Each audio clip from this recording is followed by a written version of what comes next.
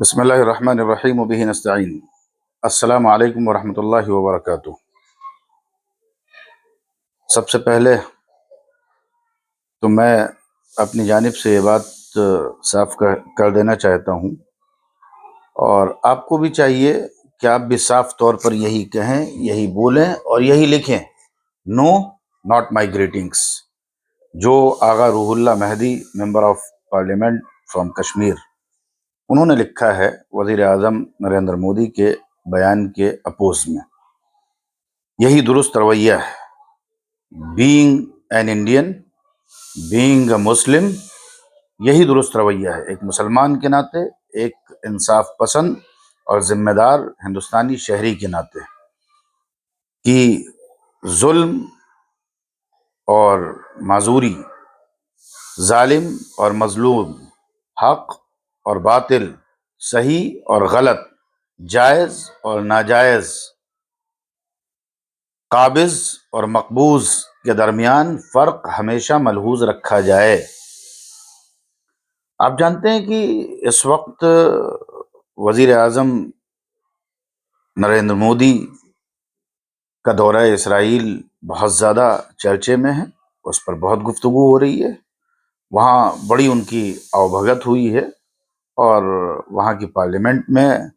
انہوں نے کھل کر کے اس بات کا اعلان کیا ہے کہ ہم اس موقع پر پورے طور پر زائونسٹ اسٹیٹ کے ساتھ کھڑے ہیں۔ ظاہر ہے کہ ہمارے یہاں پارلیمانی جمہوریت ہے، اور پارلیمنٹری ڈیموکریسی میں اتنا بڑا اسٹینڈ لینا جو آپ کے ہسٹوریکل اسٹینڈ کے خلاف ہو، آپ کے تاریخی موقف کے خلاف ہو، وہ گویا جمہوریت کو ایک بڑا چیلنج ہے۔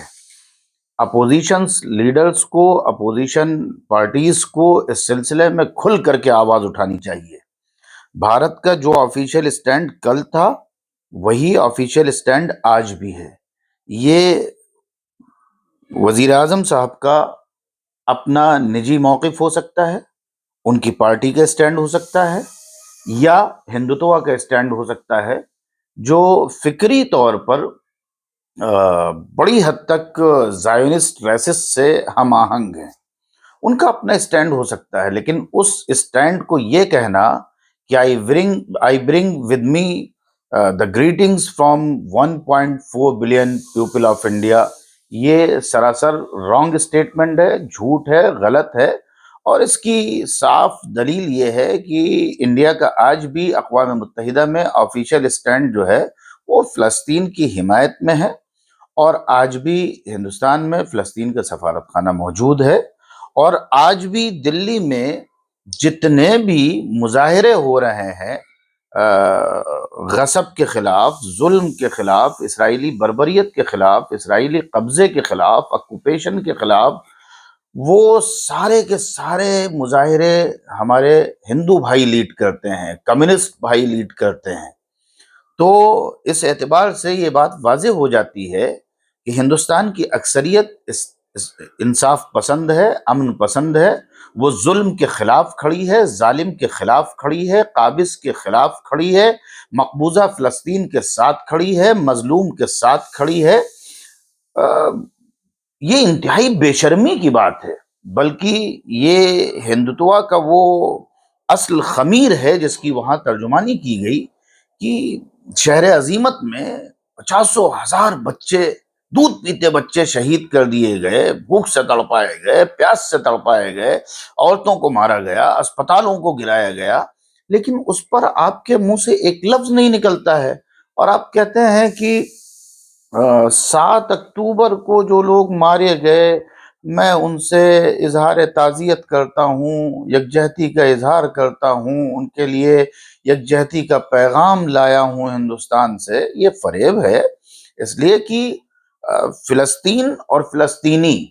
ہر وقت حالت جنگ میں ہیں۔ یہ بات بہت صاف طور پر واضح ہے، اقوام متحدہ یہی کہتی ہے، اور تمام عالمی برادری یہی کہتی ہے کہ جب تک فلسطین کے ایشو کو حل نہیں کر لیا جاتا ہے، تب تک وہاں امن اور استحکام ممکن نہیں ہے۔ قضیہ فلسطین کے پائیدار حل کے بغیر امن اور استحکام ممکن نہیں ہے۔ شہر عظیمت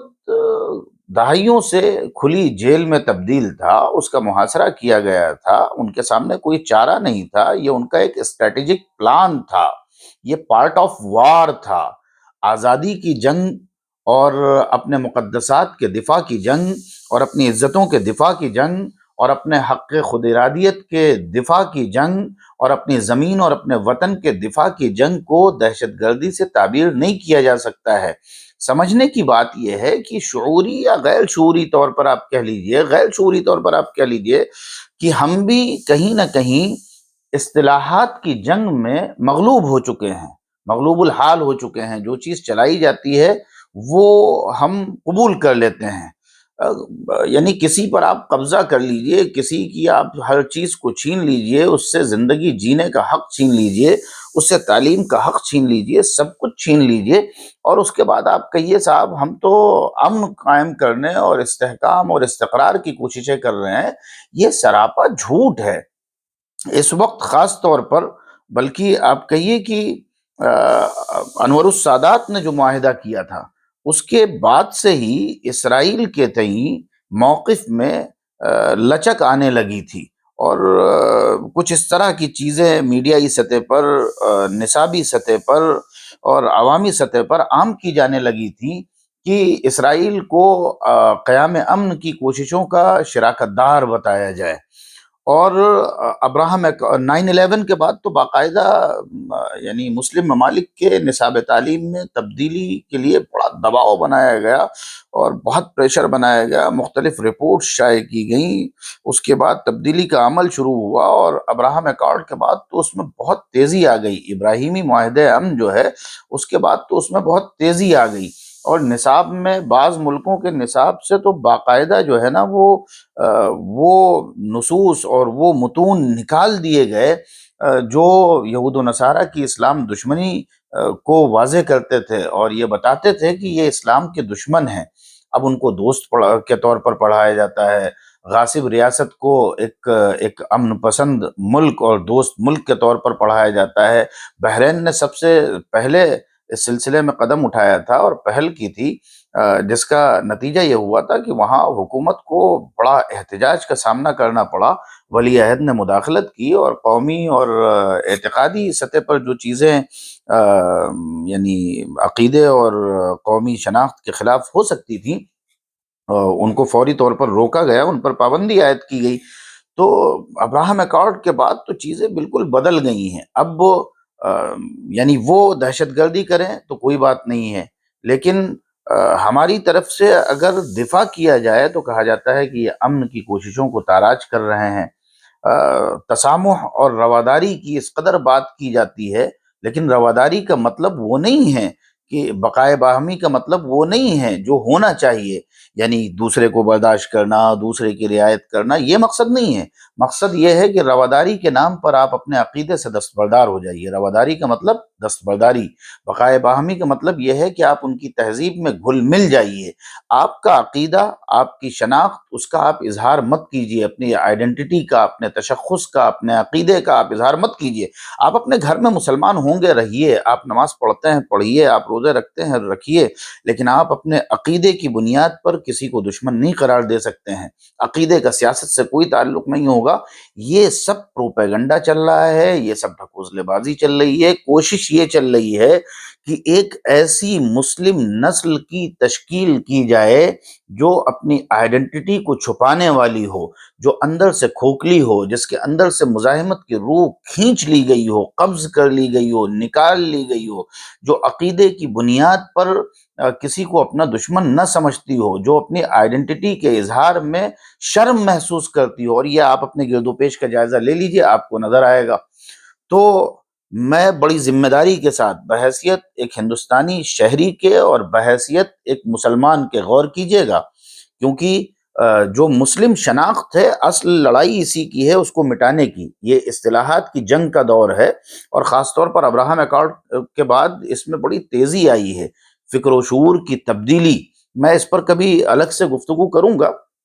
فی الحال آپ سے یہ عرض کر رہا ہوں کہ کوشش یہ ہے کہ اخوت اسلامی، انما المؤمنون اخوہ، فلسطین میں بستا ہو مسلمان، یا افریقہ میں بستا ہو، یا دنیا کے کسی کونے میں بستا ہو، ایمانی رشتے سے سب بھائی ہیں۔ لیکن کوشش یہ کی جا رہی ہے کہ اخوت اسلامی کا رشتہ کاٹ دیا جائے، اور اس کی جگہ پر